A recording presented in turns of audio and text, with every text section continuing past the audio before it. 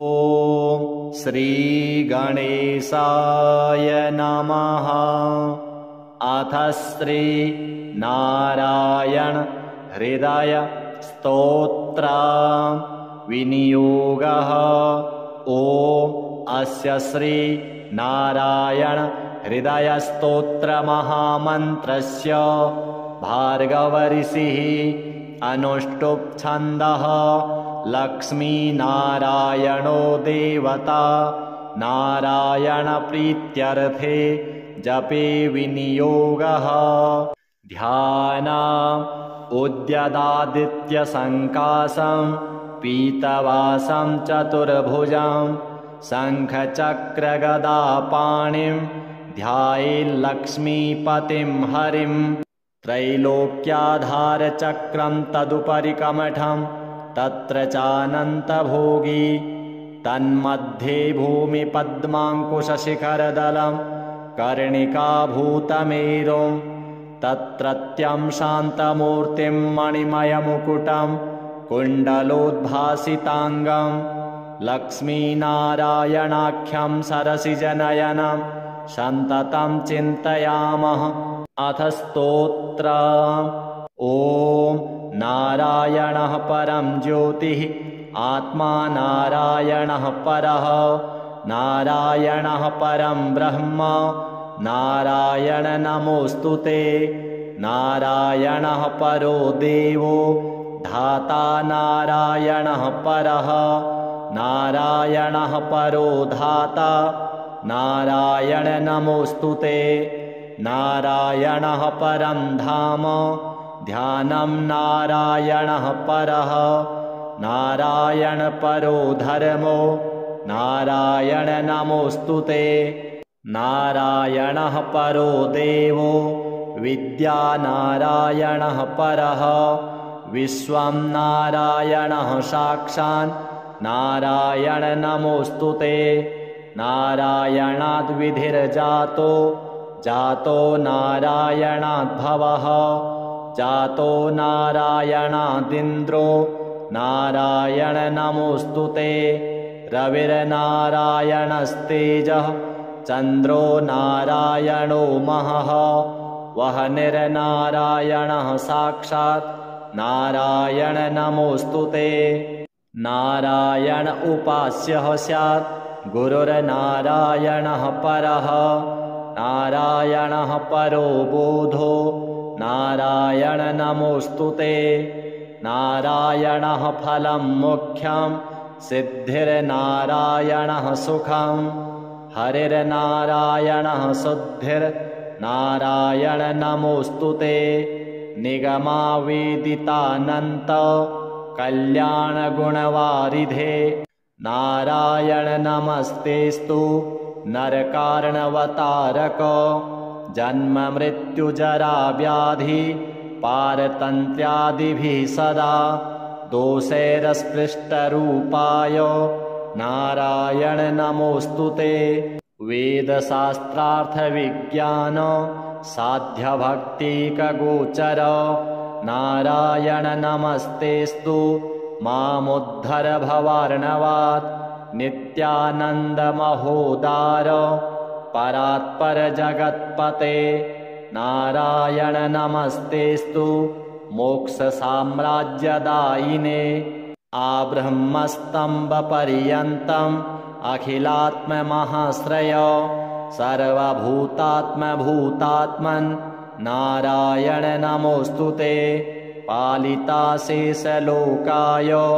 पुण्यश्रवणकीर्तनः नारायण नमस्तेस्तु प्रलयोदकसायिने निरस्तसर्वदोषाय भक्त्यादिगुणदायिने नारायण नमस्तेस्तु त्वां विना नहि मे गतिः। धर्मार्थकाममोक्षाख्य पुरुषार्थप्रदायिने नारायण नमस्तेस्तु पुनस्तेस्तु नमो नमः। नारायण त्वमेवासि दहराख्ये हृदि स्थितः प्रेरिता प्रेर्यमाणानां त्वया प्रेरितमानसः त्वदाज्ञां शिरसा कृत्वा भजामि जनपावनं नानोपासनमार्गाणां भवकृद्भावबोधकः भवार्थकृद्भवातीतो भवसौख्यप्रदो मम त्वन्मायामोहितं विश्वं त्वयैव परिकल्पितं त्वधिष्ठानमात्रेण सा वै सर्वार्थकारिणी त्वमेव तां पुरस्कृत्य मम कामान् समर्थय न मे त्वदन्यस्त्रातास्ति त्वदन्यं न हि दैवतं त्वदन्यं न हि जानामि पालकं पुण्यवर्धनं यावत् सांसारिको भावो मनस्थो भावनात्मकः तावत् सिद्धिर्भवेत् साध्या सर्वदा सर्वदा विभो पापिनामहमेकाग्रो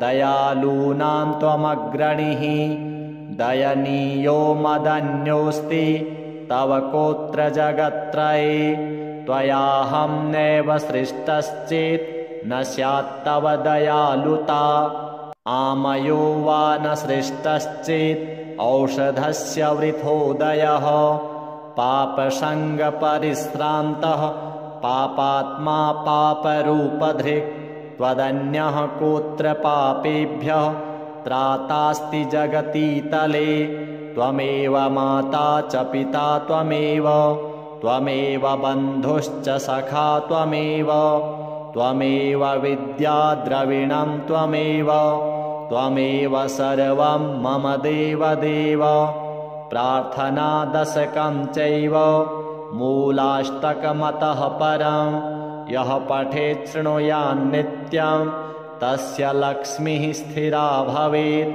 नारायणस्य हृदयं सर्वाभीष्टफलप्रदं लक्ष्मीहृदयकं स्तोत्रं यदि चैतद्विना कृतं तत्सर्वं निष्फलं प्रोक्तं लक्ष्मीः क्रुध्यति सर्वदा एतत् संकलितं स्तोत्रं सर्वाभीष्टफलप्रदं जपेत् संकलितं कृत्वा सर्वाभीष्टमवाप्नुयात् नारायणस्य हृदयम् आदौ जप्त्वा ततः परं लक्ष्मीहृदयकं स्तोत्रं जपेन्नारायणं पुनः पुनर्नारायणं जप्त्वा पुनर्लक्ष्मीनुतिं जपेत् तद्वद्धोमादिकं कुर्यात् एतत् संकलितं शुभम् एवं मध्ये द्विवारेण जपेत् संकलितं शुभं लक्ष्मीहृदयके स्तोत्रे सर्वमन्यत् प्रकाशितं सर्वान् कामान् वाप्नोति आधिव्याधिभयं हरेत् गोप्यमेतत् सदा कुर्यात् न सर्वत्र प्रकाशयेत् इति गुह्यतमं शास्त्रं प्रोक्तं ब्रह्मादिभिः पुरा लक्ष्मीहृदयप्रोक्तेन विधिना साधयेत् सुधिः तस्मात् सर्वप्रयत्नेन साधयेत् गोपयेत् सुधिः यत्रैतत् पुस्तकं तिष्ठेत् लक्ष्मीनारायणात्मकं भूतपैशाचवेतालो भयं नैव तु सर्वदा भृगुवारे तथा रात्रौ पूजयेत् पुस्तकद्वयं सर्वदा सर्वदा स्तुत्यं गोपयेत् साधयेत् सुधिः गोपनात् साधनान् लोके धन्यो भवति तत्त्वतः श्रीनारायणार्पणमस्तु।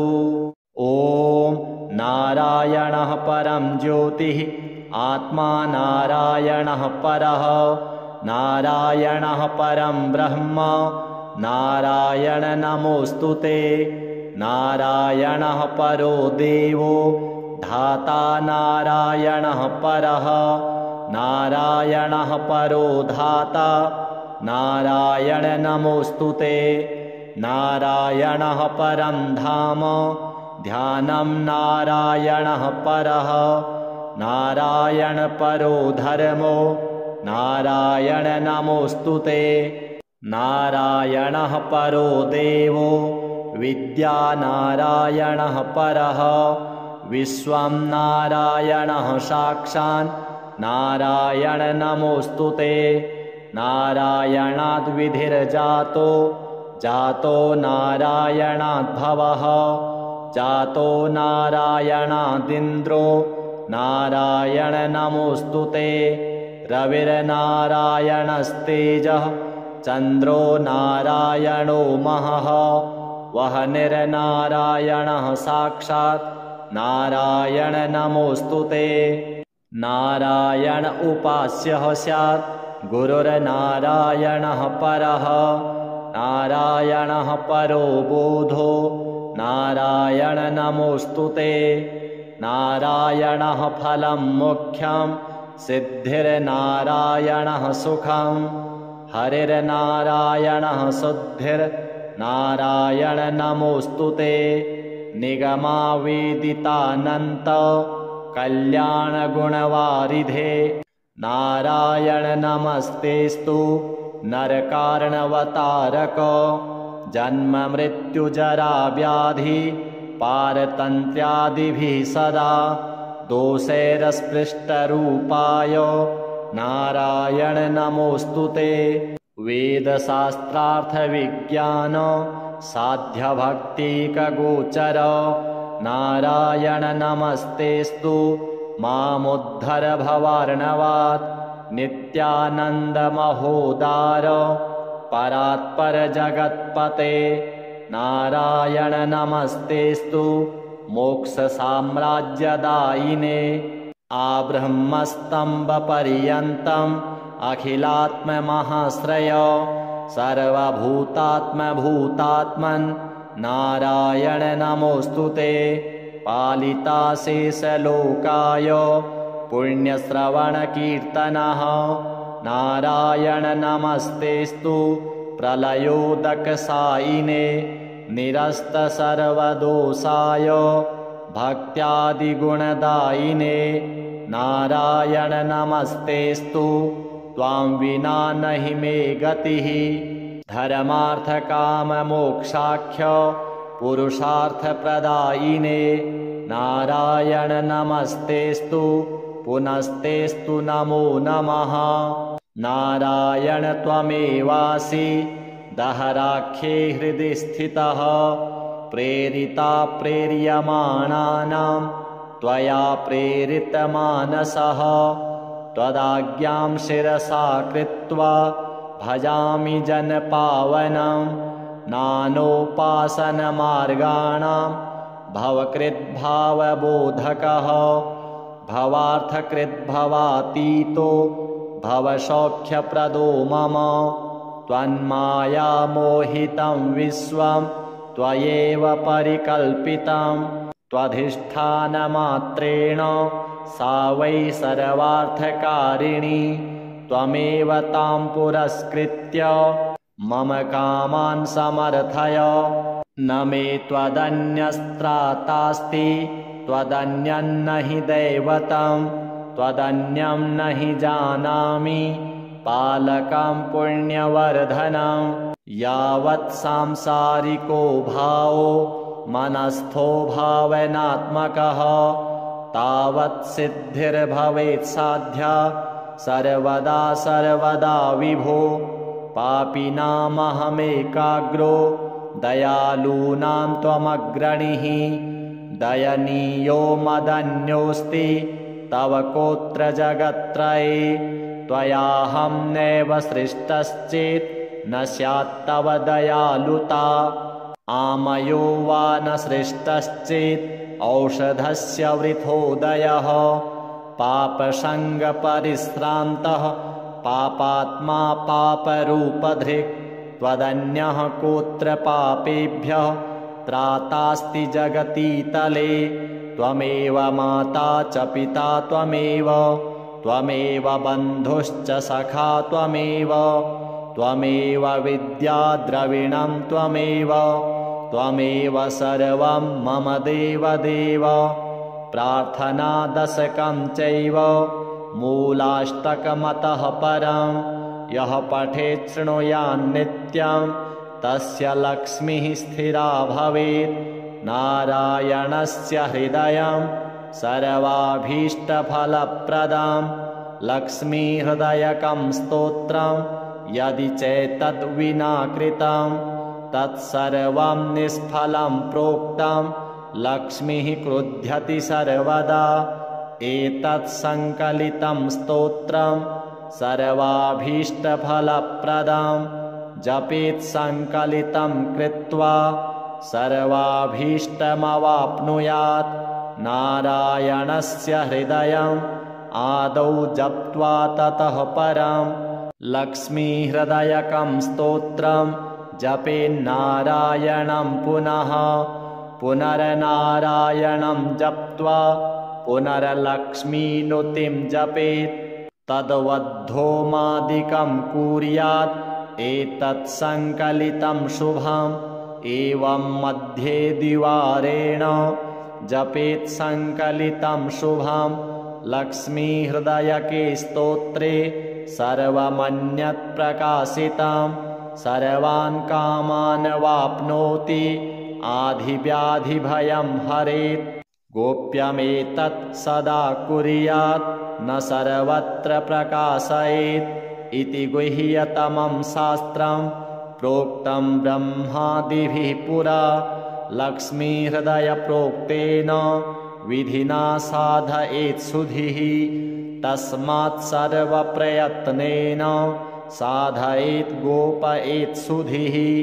यत्रैतत् पुस्तकं तिष्ठेत् लक्ष्मीनारायणात्मकं भूतपैशाचवेतालो भयं नैव तु सर्वदा। भृगुवारे तथा रात्रौ पूजयेत् पुस्तकद्वयं सर्वदा सर्वदा स्तुत्यं गोपयेत् साधयेत् सुधिः। गोपनात् साधनान् लोके धन्यो भवति तत्त्वतः। श्रीनारायणार्पणमस्तु। ॐ नारायणः परं ज्योतिः आत्मा नारायणः परः नारायणः परं ब्रह्म नारायण नमोऽस्तु ते। नारायणः परो देवो धाता नारायणः परः नारायणः परो धाता नारायण नमोऽस्तु ते। नारायणः परं धाम ध्यानं नारायणः परः नारायण परो धर्मो नारायण नमोऽस्तु ते।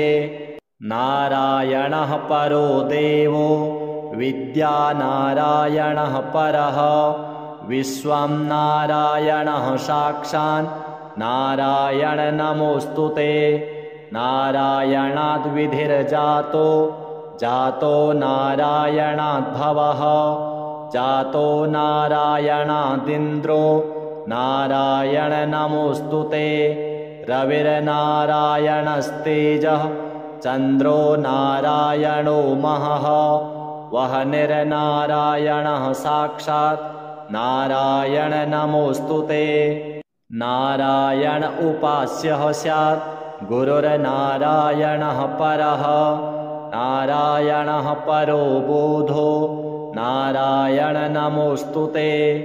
नारायणः फलं मुख्यं सिद्धिर्नारायणः सुखं हरिर्नारायणः शुद्धिर्नारायण नमोऽस्तु ते।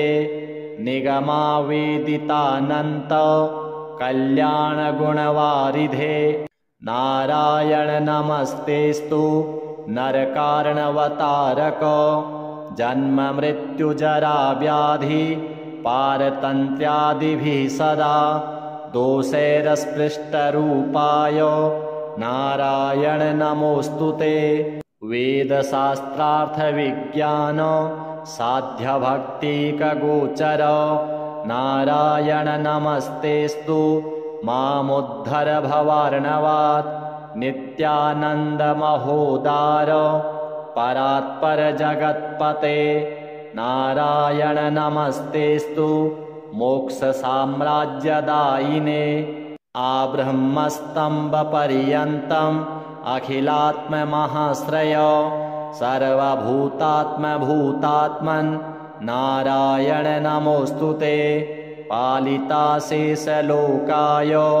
पुण्यश्रवणकीर्तनः नारायण नमस्तेस्तु प्रलयोदकसायिने निरस्तसर्वदोषाय भक्त्यादिगुणदायिने नारायण नमस्तेस्तु त्वां विना नहि मे गतिः धर्मार्थकाममोक्षाख्य पुरुषार्थप्रदायिने नारायण नमस्तेस्तु पुनस्तेस्तु नमो नमः नारायण त्वमेवासि दहराख्ये हृदि स्थितः प्रेरिता प्रेर्यमाणानां त्वया प्रेरितमानसः त्वदाज्ञां शिरसा कृत्वा भजामि जनपावनं नानोपासनमार्गाणां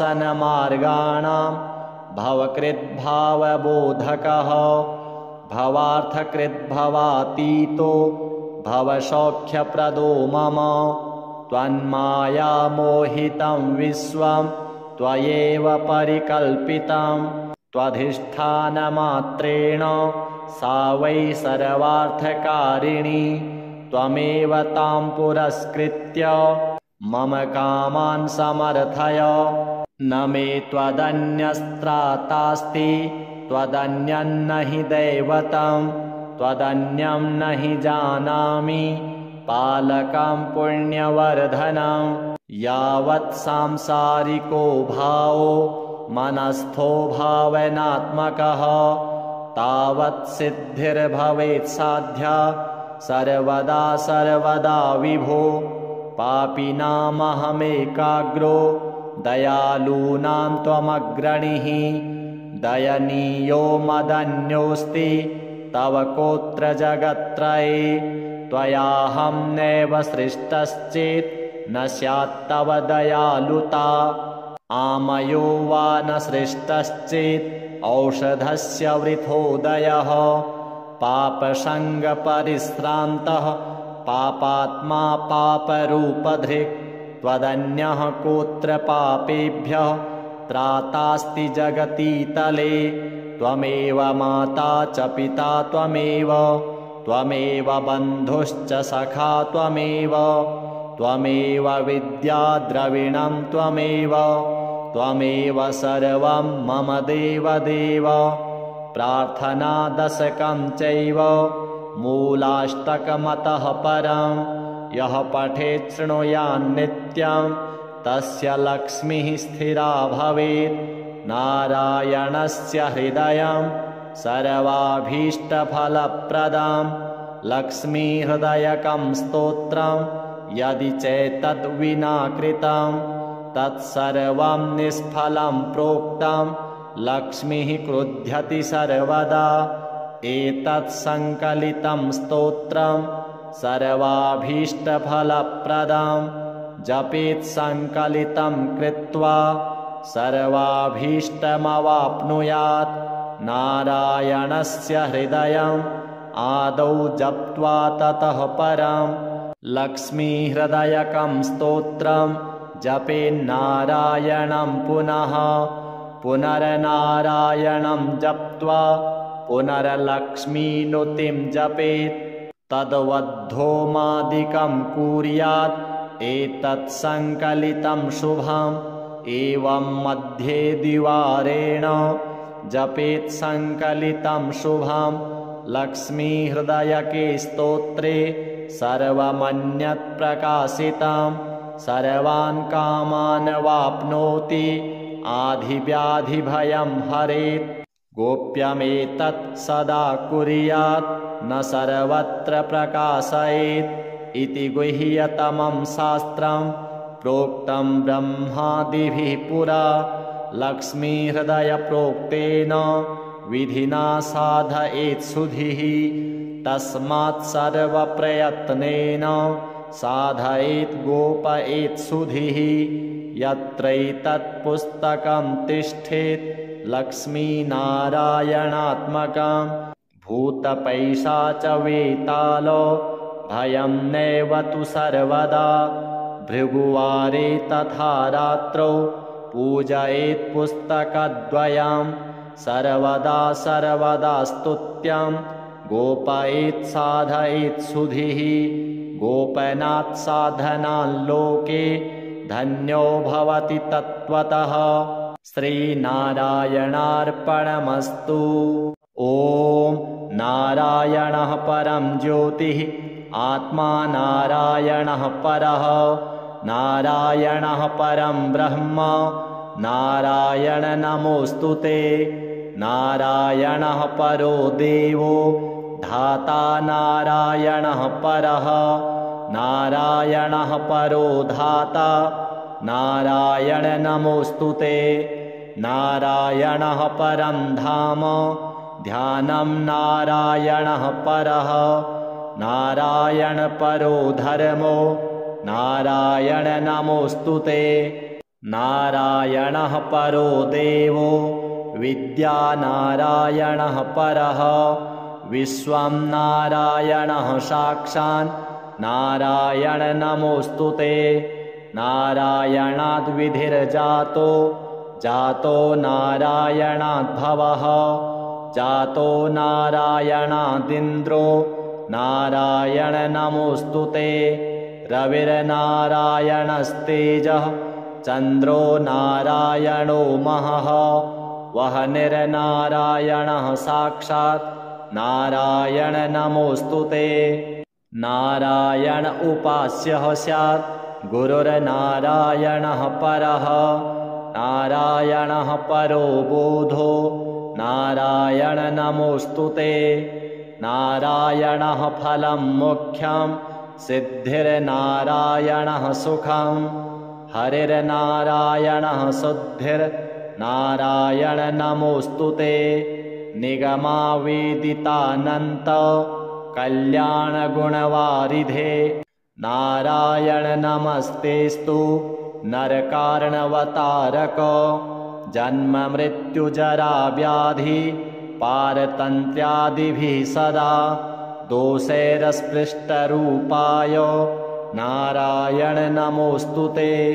वेदशास्त्रार्थविज्ञान साध्यभक्तिकगोचर नारायण नमस्तेस्तु मामुद्धर भवार्णवात् नित्यानन्दमहोदार परात्पर जगत्पते नारायण नमस्तेस्तु मोक्षसाम्राज्यदायिने आब्रह्मस्तम्भपर्यन्तम् अखिलात्ममहाश्रय सर्वभूतात्मभूतात्मन् नारायण नमोऽस्तु ते। पालिताशेषलोकाय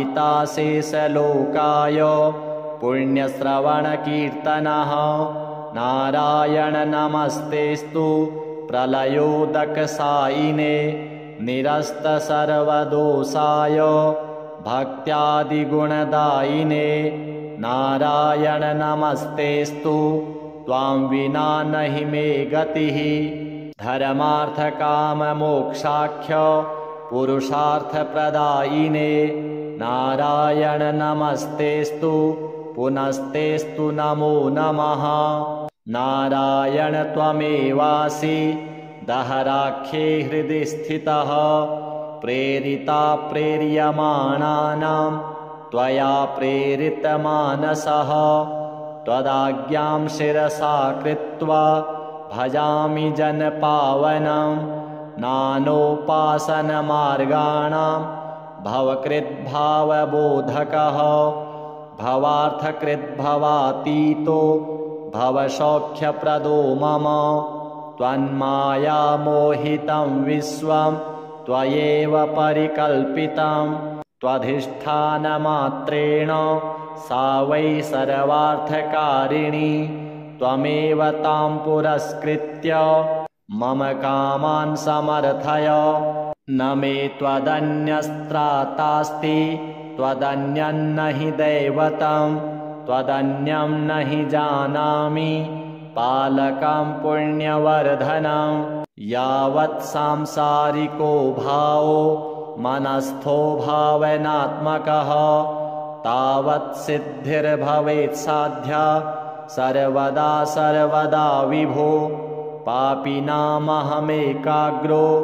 दयालूनां त्वमग्रणीः दयनीयो मदन्योऽस्ति तव कोत्र जगत्त्रये त्वयाहं नैव सृष्टश्चेत् न स्यात्तव दयालुता आमयो वा न सृष्टश्चेत् औषधस्य वृथोदयः पापसङ्गपरिश्रान्तः पापात्मा पापरूपधृक् त्वदन्यः कोत्र पापेभ्यः त्रातास्ति जगतीतले त्वमेव माता च पिता त्वमेव बन्धुश्च सखा त्वमेव विद्या द्रविणं त्वमेव सर्वं मम देवदेव प्रार्थनादशकं चैव मूलाष्टकमतः परं यः पठेत् शृणुयान्नित्यं तस्य लक्ष्मीः स्थिरा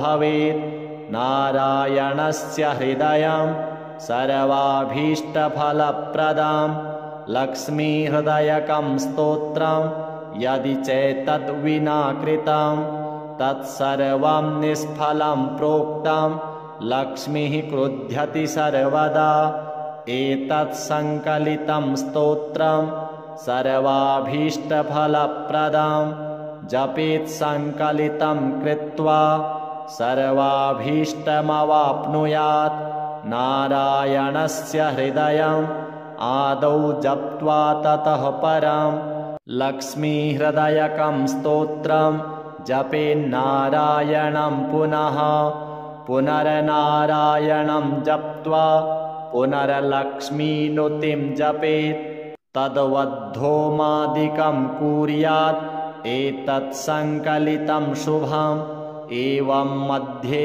द्विवारेण जपेत् संकलितं शुभं लक्ष्मीहृदयके स्तोत्रे सर्वमन्यत् प्रकाशितं सर्वान् कामान् वाप्नोति आधिव्याधिभयं हरेत् गोप्यमेतत् सदा कुर्यात् न सर्वत्र प्रकाशयेत् इति गुह्यतमं शास्त्रं प्रोक्तं ब्रह्मादिभिः पुरा लक्ष्मीहृदयप्रोक्तेन विधिना साधयेत् सुधिः तस्मात् सर्वप्रयत्नेन साधयेत् गोपयेत् सुधिः यत्रैतत् पुस्तकं तिष्ठेत् लक्ष्मीनारायणात्मकं भूतपैशाचवेतालो भयं नैव तु सर्वदा भृगुवारे तथा रात्रौ पूजयेत् पुस्तकद्वयं सर्वदा सर्वदा स्तुत्यं गोपयेत् साधयेत् सुधिः गोपनात् साधनाल्लोके धन्यो भवति तत्त्वतः श्रीनारायणार्पणमस्तु। ॐ नारायणः परं ज्योतिः आत्मा नारायणः परः नारायणः परं ब्रह्म नारायण नमोऽस्तु ते नारायणः परो देवो धाता नारायणः परः नारायणः परो धाता नारायण नमोऽस्तु ते नारायणः परं धाम ध्यानं नारायणः परः नारायण परो धर्मो नारायण नमोऽस्तु ते नारायणः परो देवो विद्या नारायणः परः विश्वं नारायणः साक्षात् नारायण नमोऽस्तु ते नारायणाद् विधिर्जातो जातो नारायणाद् भवः जातो नारायणादिन्द्रो नारायण नमोऽस्तु ते रविर्नारायणस्तेजः चन्द्रो नारायणो महः वह्निर्नारायणः साक्षात् नारायण नमोऽस्तु ते नारायण उपास्यः स्यात् गुरुर्नारायणः परः नारायणः परो बोधो नारायण नमोऽस्तु ते नारायणः फलं मुख्यं सिद्धिर्नारायणः सुखं हरिर्नारायणः शुद्धिर्नारायण नमोऽस्तु ते निगमावेदितानन्त कल्याणगुणवारिधे नारायण नमस्तेस्तु नरकार्णवतारक जन्म मृत्युजरा व्याधि पारतन्त्र्यादिभिः सदा दोषैरस्पृष्टरूपाय नारायण नमोऽस्तु ते वेदशास्त्रार्थविज्ञान साध्यभक्तिकगोचर नारायण नमस्तेस्तु मामुद्धर भवार्णवात् नित्यानन्दमहोदार परात्पर जगत्पते नारायण नमस्तेस्तु मोक्षसाम्राज्यदायिने आब्रह्मस्तम्भपर्यन्तम् अखिलात्ममहाश्रय सर्वभूतात्मभूतात्मन् नारायण नमोऽस्तु ते पालिताशेषलोकाय पुण्यश्रवणकीर्तनः नारायण नमस्तेस्तु प्रलयोदकसायिने निरस्तसर्वदोषाय भक्त्यादिगुणदायिने नारायण नमस्तेस्तु त्वां विना नहि मे गतिः धर्मार्थकाममोक्षाख्य पुरुषार्थप्रदायिने नारायण नमस्तेस्तु पुनस्तेस्तु नमो नमः नारायण त्वमेवासि दहराख्ये हृदि स्थितः प्रेरिता प्रेर्यमाणानां त्वया प्रेरितमानसः त्वदाज्ञां शिरसा कृत्वा भजामि जनपावनं नानोपासनमार्गाणां भवकृद्भावबोधकः भवार्थकृद्भवातीतो भवसौख्यप्रदो मम त्वन्मायामोहितं विश्वं त्वयैव परिकल्पितं त्वधिष्ठानमात्रेण सा वै सर्वार्थकारिणी त्वमेव तां पुरस्कृत्य मम कामान् समर्थय न मे त्वदन्यस्त्रातास्ति त्वदन्यं न हि दैवतं त्वदन्यं न हि जानामि पालकं पुण्यवर्धनं यावत् सांसारिको भावो मनस्थो भावनात्मकः तावत् सिद्धिर्भवेत् साध्या सर्वदा सर्वदा विभो पापिनामहमेकाग्रो दयालूनां त्वमग्रणीः दयनीयो मदन्योऽस्ति तव कोत्र जगत्त्रये त्वयाहं नैव सृष्टश्चेत् न स्यात्तव दयालुता आमयो वा न सृष्टश्चेत् औषधस्य वृथोदयः पापसङ्गपरिश्रान्तः पापात्मा पापरूपधृक् त्वदन्यः कोत्र पापेभ्यः त्रातास्ति जगतीतले त्वमेव माता च पिता त्वमेव बन्धुश्च सखा त्वमेव विद्या द्रविणं त्वमेव सर्वं मम देवदेव प्रार्थनादशकं चैव मूलाष्टकमतः परं यः पठेत् शृणुयान्नित्यं तस्य लक्ष्मीः स्थिरा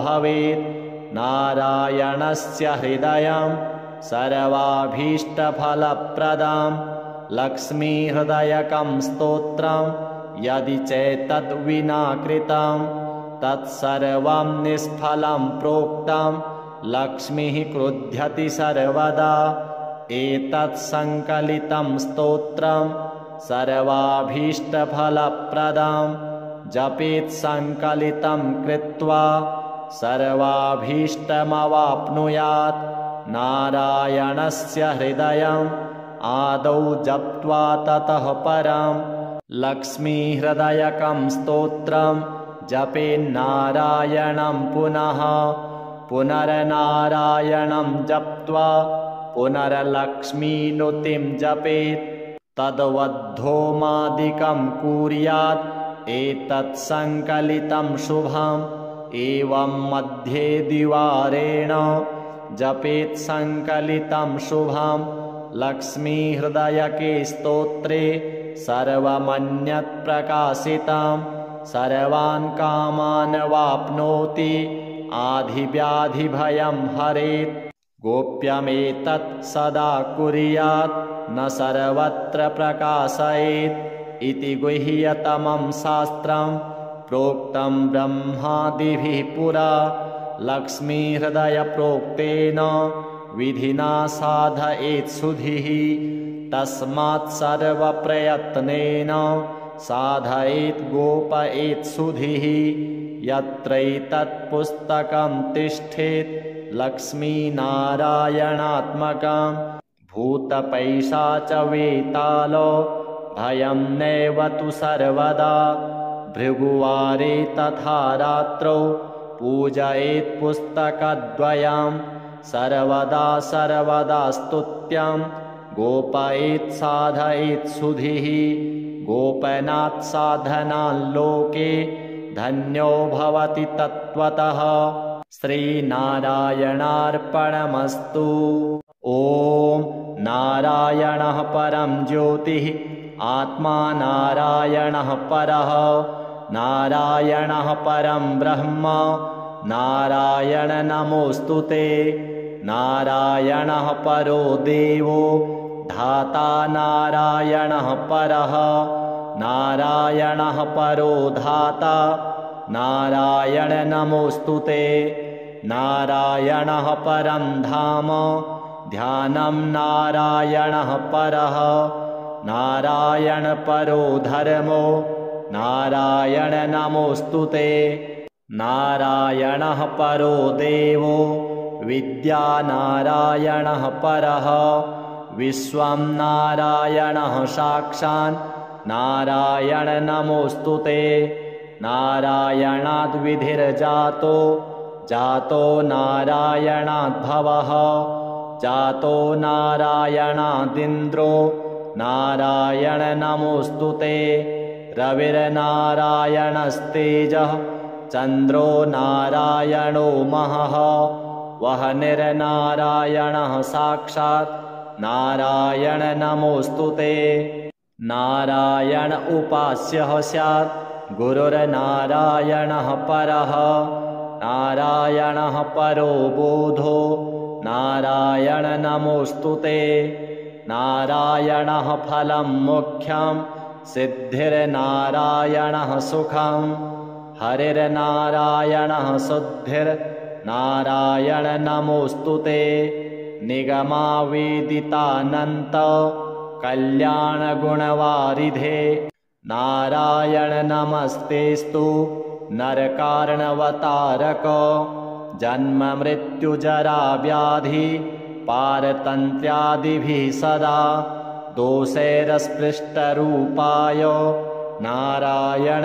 नमोऽस्तुते वेदशास्त्रार्थविज्ञान साध्यभक्तिकगोचर नारायण नमस्तेस्तु मामुद्धर भवार्णवात् नित्यानन्दमहोदार परात्पर जगत्पते नारायण नमस्तेस्तु मोक्षसाम्राज्यदायिने आब्रह्मस्तम्भपर्यन्तम् अखिलात्ममहाश्रय सर्वभूतात्मभूतात्मन् नारायण नमोऽस्तुते पालिताशेषलोकाय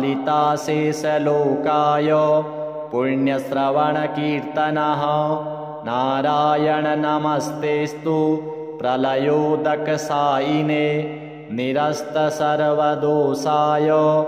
भक्त्यादिगुणदायिने नारायण नमस्तेस्तु त्वां विना नहि मे गतिः धर्मार्थकाममोक्षाख्य पुरुषार्थप्रदायिने नारायण नमस्तेस्तु पुनस्तेस्तु नमो नमः। नारायण त्वमेवासि दहराख्ये हृदि स्थितः प्रेरिता प्रेर्यमाणानां त्वया प्रेरितमानसः त्वदाज्ञां शिरसा कृत्वा भजामि जनपावनं नानोपासनमार्गाणां भवकृद्भावबोधकः भवार्थकृद्भवातीतो भवसौख्यप्रदो मम त्वन्मायामोहितं विश्वं त्वयैव परिकल्पितं त्वधिष्ठानमात्रेण सा वै सर्वार्थकारिणी त्वमेव तां पुरस्कृत्य मम कामान् समर्थय।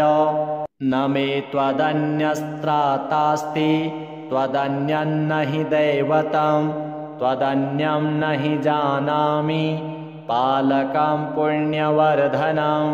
यावत् सांसारिको भावो मनस्थो भावनात्मकः तावत् सिद्धिर्भवेत् साध्या सर्वदा सर्वदा विभो। पापिनामहमेकाग्रो दयालूनां त्वमग्रणीः दयनीयो मदन्योऽस्ति तव कोत्र जगत्त्रये। त्वयाहं नैव सृष्टश्चेत् न स्यात्तव दयालुता आमयो वा न सृष्टश्चेत् औषधस्य वृथोदयः। पापसङ्गपरिश्रान्तः पापात्मा पापरूपधृक् त्वदन्यः कोत्र पापेभ्यः त्रातास्ति जगतीतले। त्वमेव माता च पिता त्वमेव बन्धुश्च सखा त्वमेव विद्या द्रविणं त्वमेव सर्वं मम देवदेव। प्रार्थनादशकं चैव मूलाष्टकमतः परं यः पठेत् शृणुयान्नित्यं तस्य लक्ष्मीः स्थिरा भवेत्। नारायणस्य हृदयं सर्वाभीष्टफलप्रदं लक्ष्मीहृदयकं स्तोत्रं यदि चैतद्विना कृतं तत्सर्वं निष्फलं प्रोक्तं लक्ष्मीः क्रुध्यति सर्वदा। एतत् संकलितं स्तोत्रं सर्वाभीष्टफलप्रदं जपेत् संकलितं कृत्वा सर्वाभीष्टमवाप्नुयात्। नारायणस्य हृदयम् आदौ जप्त्वा ततः परं लक्ष्मीहृदयकं स्तोत्रं जपेन्नारायणं पुनः पुनर्नारायणं जप्त्वा पुनर्लक्ष्मीनुतिं जपेत्। तद्वद्धोमादिकं कुर्यात् एतत् संकलितं शुभम्। एवं मध्ये द्विवारेण जपेत् संकलितं शुभम्। लक्ष्मीहृदयके स्तोत्रे सर्वमन्यत् प्रकाशितं सर्वान् कामान् वाप्नोति आधिव्याधिभयं हरेत्। गोप्यमेतत् सदा कुर्यात् न सर्वत्र प्रकाशयेत् इति गुह्यतमं शास्त्रं प्रोक्तं ब्रह्मादिभिः पुरा।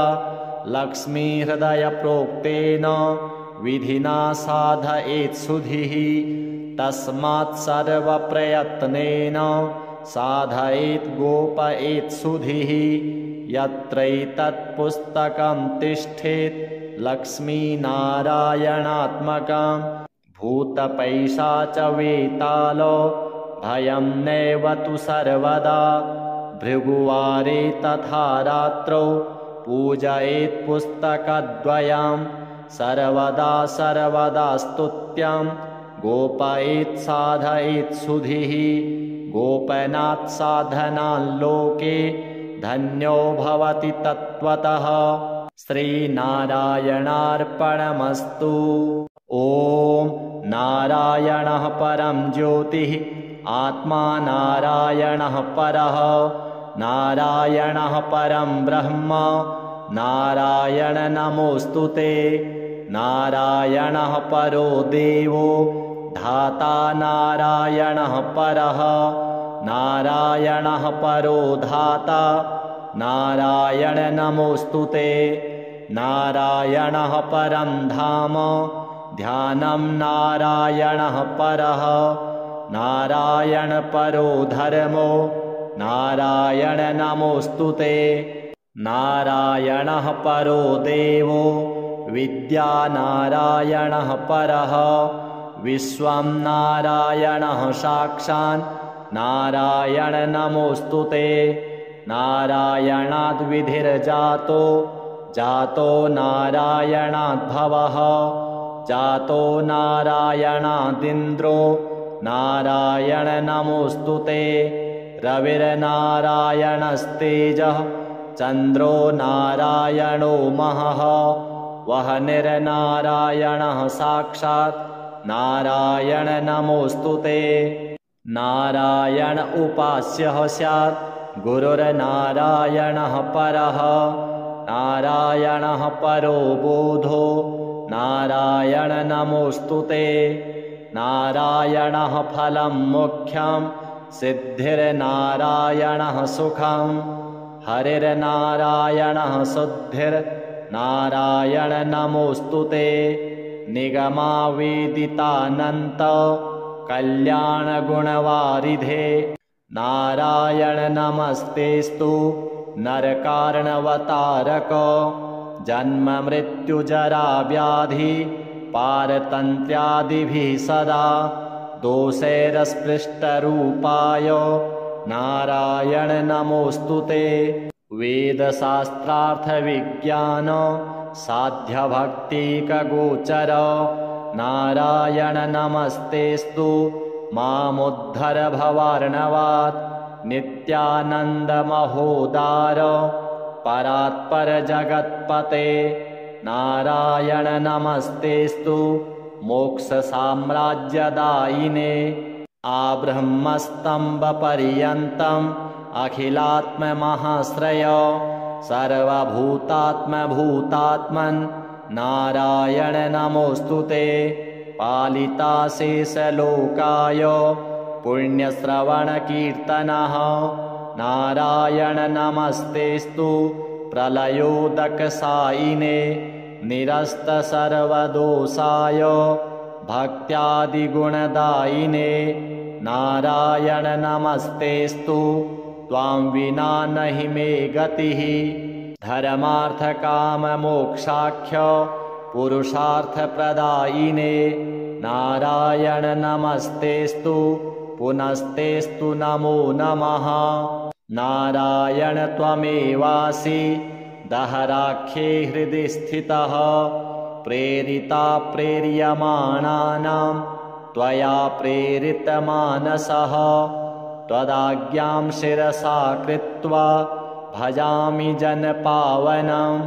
नानोपासनमार्गाणां भवकृद्भावबोधकः। भवार्थकृद्भवातीतो भवसौख्यप्रदो मम। त्वन्मायामोहितं विश्वं त्वयैव परिकल्पितं। त्वधिष्ठानमात्रेण सा वै सर्वार्थकारिणी। त्वमेव तां पुरस्कृत्य मम कामान् समर्थय। न मे त्वदन्यस्त्रातास्ति त्वदन्यं नहि दैवतं। त्वदन्यं नहि जानामि पालकं पुण्यवर्धनं। यावत् सांसारिको भावो मनस्थो भावनात्मकः तावत् सिद्धिर्भवेत् साध्या सर्वदा सर्वदा विभो। पापिनामहमेकाग्रो दयालूनां त्वमग्रणीः। दयनीयो मदन्योऽस्ति तव कोत्र जगत्त्रये। त्वयाहं नैव सृष्टश्चेत् न स्यात्तव दयालुता। आमयो वा न सृष्टश्चेत् औषधस्य वृथोदयः। पापसङ्गपरिश्रान्तः पापात्मा पापरूपधृक् त्वदन्यः कोऽत्र पापेभ्यः त्रातास्ति जगतीतले। त्वमेव माता च पिता त्वमेव, त्वमेव बन्धुश्च सखा त्वमेव, त्वमेव विद्या द्रविणं त्वमेव, त्वमेव सर्वं मम देवदेव।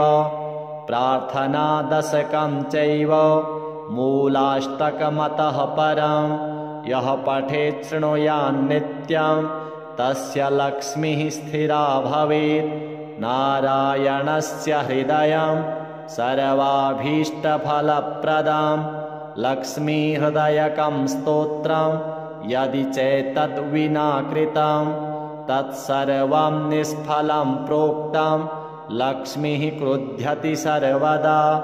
एतत् संकलितं स्तोत्रं सर्वाभीष्टफलप्रदं जपेत् संकलितं कृत्वा सर्वाभीष्टमवाप्नुयात्।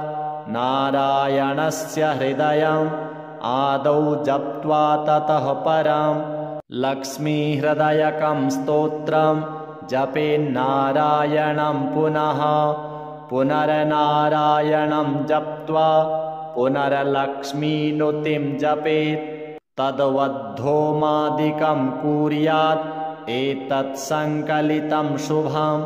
एवं मध्ये द्विवारेण जपेत् संकलितं शुभं लक्ष्मीहृदयके स्तोत्रे सर्वमन्यत् प्रकाशितं सर्वान् कामान् वाप्नोति आधिव्याधिभयं हरेत्। गोप्यमेतत् सदा कुर्यात् न सर्वत्र प्रकाशयेत् इति गुह्यतमं शास्त्रं प्रोक्तं ब्रह्मादिभिः पुरा। लक्ष्मीहृदयप्रोक्तेन विधिना साधयेत् सुधिः तस्मात् सर्वप्रयत्नेन साधयेत् गोपयेत् सुधिः। यत्रैतत् पुस्तकं तिष्ठेत् लक्ष्मीनारायणात्मकं भूतपैशाचवेतालो भयं नैव तु सर्वदा। भृगुवारे तथा रात्रौ पूजयेत् पुस्तकद्वयं सर्वदा सर्वदा स्तुत्यं गोपयेत् साधयेत् सुधिः। गोपनात् साधनाल्लोके धन्यो भवति तत्त्वतः। श्रीनारायणार्पणमस्तु। ॐ नारायणः परं ज्योतिः आत्मा नारायणः परः नारायणः परं ब्रह्म नारायण नमोऽस्तुते। नारायणः परो देवो धाता नारायणः परः नारायणः परो धाता नारायण नमोऽस्तुते। नारायणः परं धाम ध्यानं नारायणः परः नारायण परो धर्मो नारायण नमोऽस्तुते। नारायणः परो देवो विद्या नारायणः परः विश्वं नारायणः साक्षात् नारायण नमोऽस्तुते। नारायणाद् विधिर्जातो जातो नारायणाद्भवः जातो नारायणादिन्द्रो नारायण नमोऽस्तुते। रविर्नारायणस्तेजः चन्द्रो नारायणो महः वह्निर्नारायणः साक्षात् नारायण नमोऽस्तुते। नारायण उपास्यः स्यात् गुरुर्नारायणः परः नारायणः परो बोधो नारायण नमोऽस्तुते। नारायणः फलं मुख्यं सिद्धिर्नारायणः सुखं हरिर्नारायणः शुद्धिर्नारायण नमोऽस्तुते। निगमावेदितानन्त कल्याणगुणवारिधे नारायण नमस्तेस्तु नरकार्णवतारक जन्म मृत्युजरा व्याधि पारतन्त्र्यादिभिः सदा दोषैरस्पृष्टरूपाय नारायण नमोऽस्तु ते। वेदशास्त्रार्थविज्ञान साध्यभक्तिकगोचर नारायण नमस्तेस्तु मामुद्धर भवार्णवात्। नित्यानन्दमहोदार परात्पर जगत्पते नारायण नमस्तेस्तु मोक्षसाम्राज्यदायिने। आब्रह्मस्तम्भपर्यन्तम् अखिलात्ममहाश्रय सर्वभूतात्मभूतात्मन् नारायण नमोऽस्तु ते। पालिताशेषलोकाय पुण्यश्रवणकीर्तनः नारायण नमस्तेस्तु प्रलयोदकसायिने। निरस्तसर्वदोषाय भक्त्यादिगुणदायिने नारायण नमस्तेस्तु त्वां विना नहि मे गतिः। धर्मार्थकाममोक्षाख्य पुरुषार्थप्रदायिने नारायण नमस्तेस्तु पुनस्तेस्तु नमो नमः। नारायण त्वमेवासि दहराख्ये हृदि स्थितः प्रेरिता प्रेर्यमाणानां त्वया प्रेरितमानसः। त्वदाज्ञां शिरसा कृत्वा भजामि जनपावनं नानोपासनमार्गाणां भवकृद्भावबोधकः। भवार्थकृद्भवातीतो भवसौख्यप्रदो मम। त्वन्मायामोहितं विश्वं त्वयैव परिकल्पितं त्वधिष्ठानमात्रेण सा वै सर्वार्थकारिणी। त्वमेव तां पुरस्कृत्य मम कामान् समर्थय। न मे त्वदन्यस्त्रातास्ति त्वदन्यं नहि दैवतं त्वदन्यं नहि जानामि पालकं पुण्यवर्धनं। यावत् सांसारिको भावो मनस्थो भावनात्मकः तावत् सिद्धिर्भवेत् साध्या सर्वदा सर्वदा विभो। पापिनामहमेकाग्रो दयालूनां त्वमग्रणीः। दयनीयो मदन्योऽस्ति तव कोत्र जगत्त्रये। त्वयाहं नैव सृष्टश्चेत् न स्यात्तव दयालुता। आमयो वा न सृष्टश्चेत् औषधस्य वृथोदयः। पापसङ्गपरिश्रान्तः पापात्मा पापरूपधृक्। त्वदन्यः कोत्र पापेभ्यः त्रातास्ति जगतीतले। त्वमेव माता च पिता त्वमेव त्वमेव बन्धुश्च सखा त्वमेव त्वमेव विद्या द्रविणं त्वमेव त्वमेव सर्वं मम देवदेव। प्रार्थनादशकं चैव मूलाष्टकमतः परं यः पठेत् शृणुयान्नित्यं तस्य लक्ष्मीः स्थिरा भवेत्। नारायणस्य हृदयं सर्वाभीष्टफलप्रदं लक्ष्मीहृदयकं स्तोत्रं यदि चैतद्विना कृतं तत्सर्वं निष्फलं प्रोक्तं। लक्ष्मीः क्रुध्यति सर्वदा एतत् संकलितं स्तोत्रं सर्वाभीष्टफलप्रदं। जपेत् संकलितं कृत्वा सर्वाभीष्टमवाप्नुयात्। नारायणस्य हृदयम् आदौ जप्त्वा ततः परं लक्ष्मीहृदयकं स्तोत्रं जपेन्नारायणं पुनः पुनर्नारायणं जप्त्वा पुनर्लक्ष्मीनुतिं जपेत्। तद्वद्धोमादिकं कुर्यात् एतत् संकलितं शुभम्। एवं मध्ये द्विवारेण जपेत् संकलितं शुभं। लक्ष्मीहृदयके स्तोत्रे सर्वमन्यत् प्रकाशितं सर्वान् कामान् वाप्नोति आधिव्याधिभयं हरेत्। गोप्यमेतत् सदा कुर्यात् न सर्वत्र प्रकाशयेत् इति गुह्यतमं शास्त्रं प्रोक्तं ब्रह्मादिभिः पुरा लक्ष्मीहृदयप्रोक्तेन विधिना साधयेत् सुधिः तस्मात् सर्वप्रयत्नेन साधयेत् गोपयेत् सुधिः यत्रैतत्पुस्तकं तिष्ठेत् लक्ष्मीनारायणात्मकं भूतपैशाचवेतालो भयं नैव तु सर्वदा भृगुवारे तथा रात्रौ पूजयेत् पुस्तकद्वयं सर्वदा सर्वदा स्तुत्यं गोपयेत् साधयेत् सुधिः गोपनात् साधनाल्लोके धन्यो भवति तत्त्वतः श्रीनारायणार्पणमस्तु।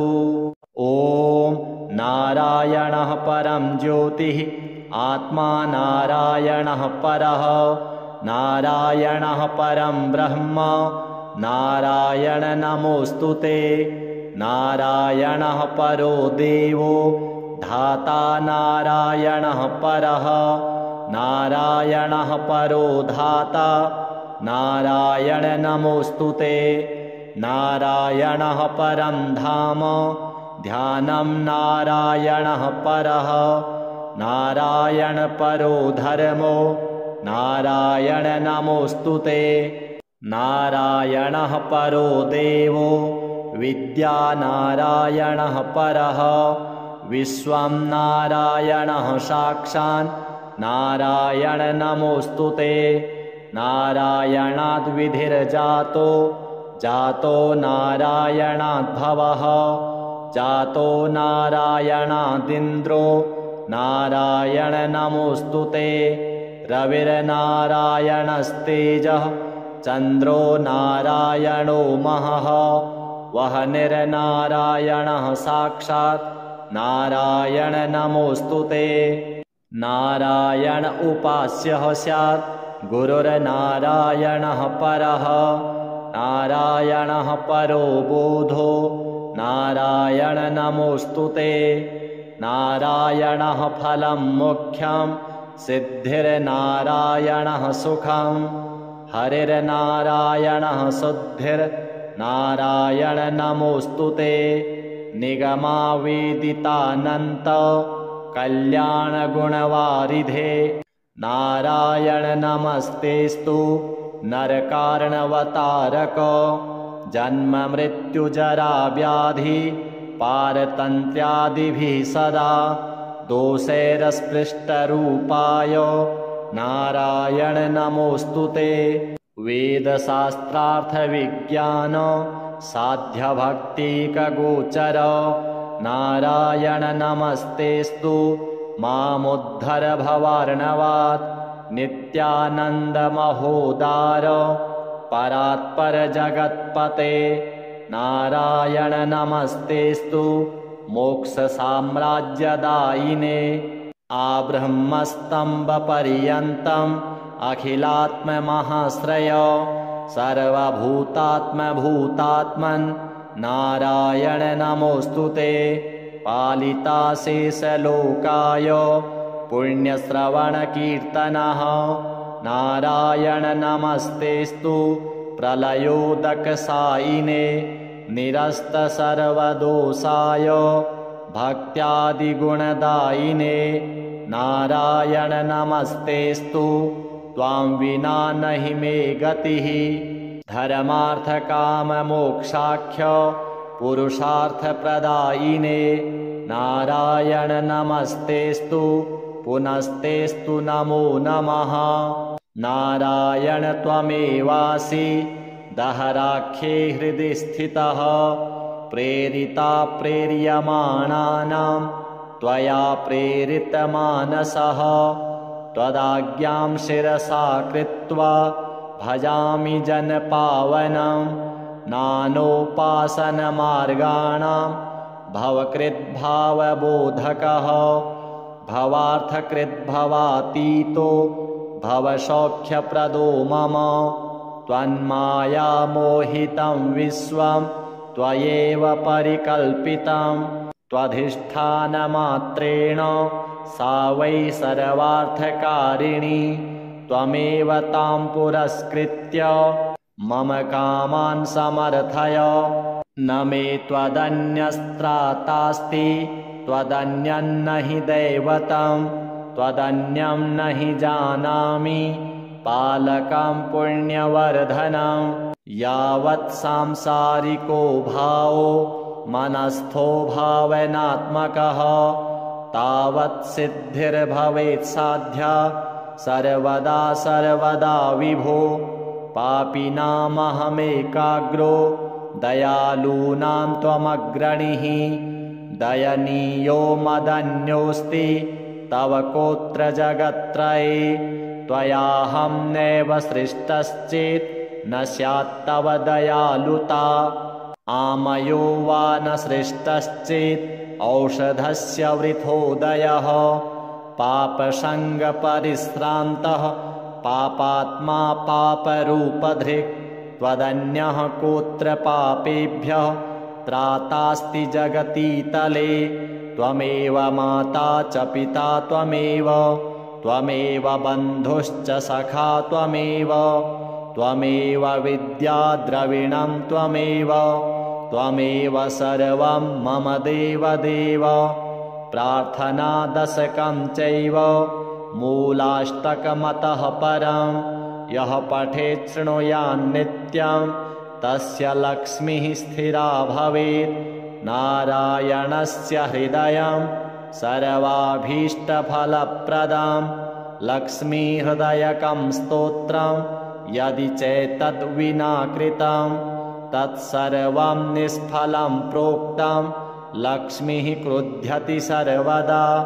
एतत् संकलितं स्तोत्रं सर्वाभीष्टफलप्रदं जपेत् संकलितं कृत्वा सर्वाभीष्टमवाप्नुयात्।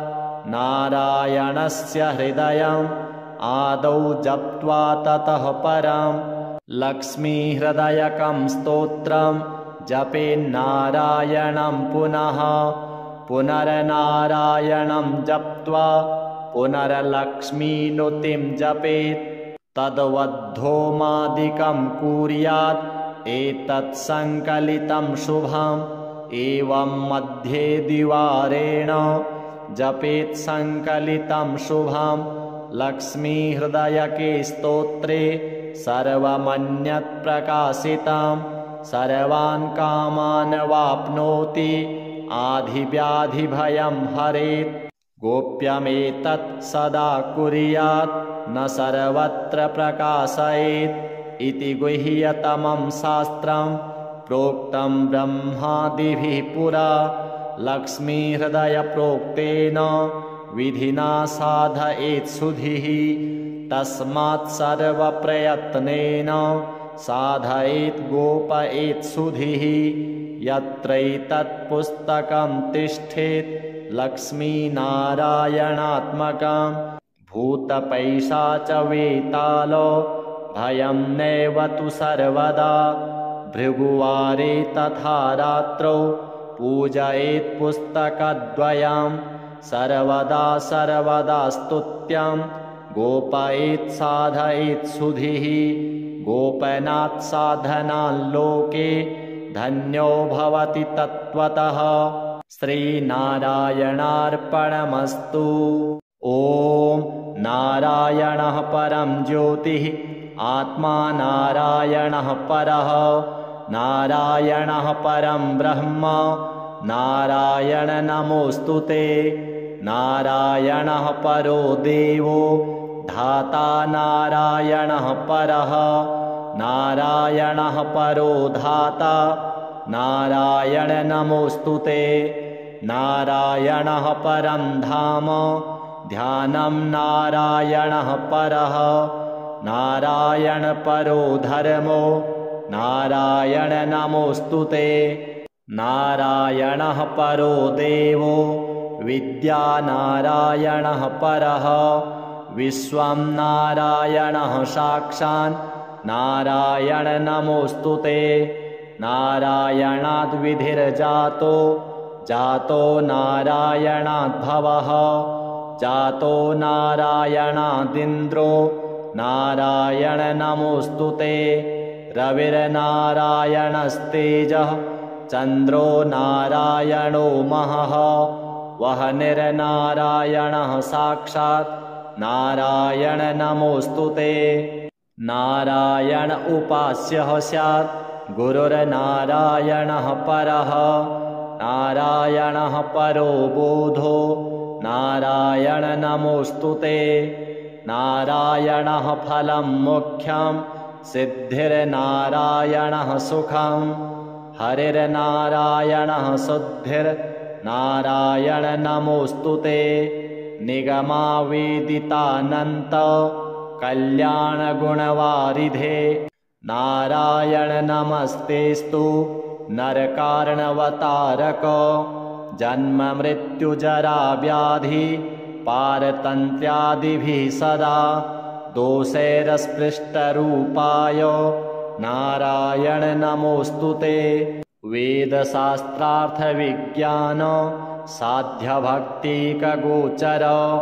नारायण नमस्तेस्तु मामुद्धर भवार्णवात् नित्यानन्दमहोदार परात्पर जगत्पते नारायण नमस्तेस्तु मोक्षसाम्राज्यदायिने आब्रह्मस्तम्भपर्यन्तम् अखिलात्ममहाश्रय सर्वभूतात्मभूतात्मन् नारायण नमोऽस्तु ते पालिताशेषलोकाय पुण्यश्रवणकीर्तनः नारायण नमस्तेस्तु प्रलयोदकसायिने निरस्तसर्वदोषाय भक्त्यादिगुणदायिने नारायण नमस्तेस्तु त्वां विना नहि मे गतिः धर्मार्थकाममोक्षाख्य पुरुषार्थप्रदायिने नारायण नमस्तेस्तु पुनस्तेस्तु नमो नमः नारायण त्वमेवासि दहराख्ये हृदि स्थितः प्रेरिता प्रेर्यमाणानां त्वया प्रेरितमानसः त्वदाज्ञां शिरसा कृत्वा भजामि जनपावनं नानोपासनमार्गाणां भवकृद्भावबोधकः भवार्थकृद्भवातीतो भवसौख्यप्रदो मम त्वन्मायामोहितं विश्वं त्वयैव परिकल्पितं त्वधिष्ठानमात्रेण सा वै सर्वार्थकारिणी त्वमेव तां पुरस्कृत्य मम कामान् समर्थय न मे त्वदन्यस्त्रातास्ति त्वदन्यं न हि दैवतं त्वदन्यं न हि जानामि पालकं पुण्यवर्धनं यावत् सांसारिको भावो मनस्थो भावनात्मकः तावत् सिद्धिर्भवेत् साध्या सर्वदा सर्वदा विभो पापिनामहमेकाग्रो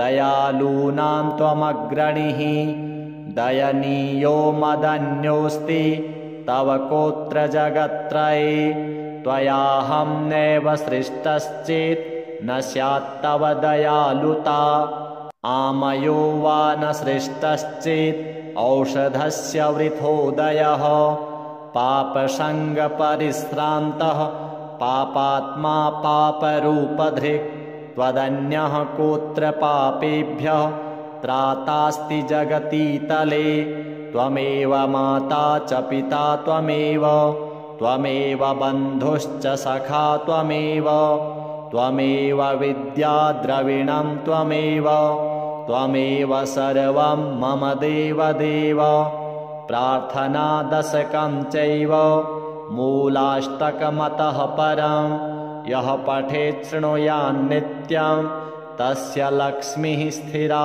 भवेत् नारायणस्य हृदयं सर्वाभीष्टफलप्रदं लक्ष्मीहृदयकं स्तोत्रं यदि चैतद्विना कृतं तत्सर्वं निष्फलं प्रोक्तं लक्ष्मीः क्रुध्यति सर्वदा। एतत् संकलितं स्तोत्रं सर्वाभीष्टफलप्रदं जपेत् संकलितं कृत्वा सर्वाभीष्टमवाप्नुयात्। नारायणस्य हृदयम् आदौ जप्त्वा ततः परं लक्ष्मीहृदयकं स्तोत्रं जपेन्नारायणं पुनः। पुनर्नारायणं जप्त्वा पुनर्लक्ष्मीनुतिं जपेत्। तद्वद्धोमादिकं कुर्यात् एतत् संकलितं शुभम्। एवं मध्ये द्विवारेण जपेत् संकलितं शुभम्। लक्ष्मीहृदयके स्तोत्रे सर्वमन्यत् प्रकाशितं सर्वान् कामान् वाप्नोति। आधिव्याधिभयं हरेत्। गोप्यमेतत् सदा कुर्यात् न सर्वत्र प्रकाशयेत्। इति गुह्यतमं शास्त्रं प्रोक्तं ब्रह्मादिभिः पुरा। लक्ष्मीहृदयप्रोक्तेन विधिना साधयेत् सुधिः। तस्मात् सर्वप्रयत्नेन साधयेत् गोपयेत् सुधिः। यत्रैतत् पुस्तकं तिष्ठेत् लक्ष्मीनारायणात्मकं भूतपैशाचवेतालो भयं नैव तु सर्वदा।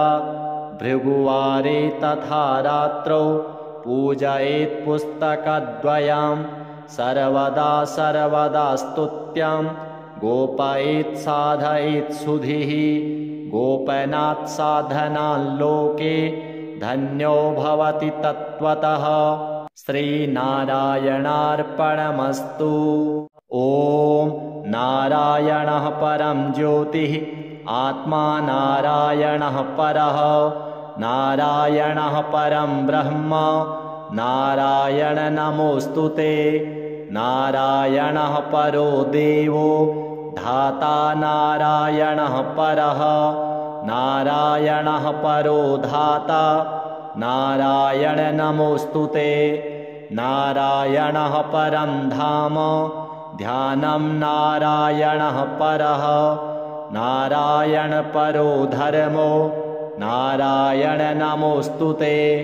नारायणः परो देवो विद्या नारायणः परः।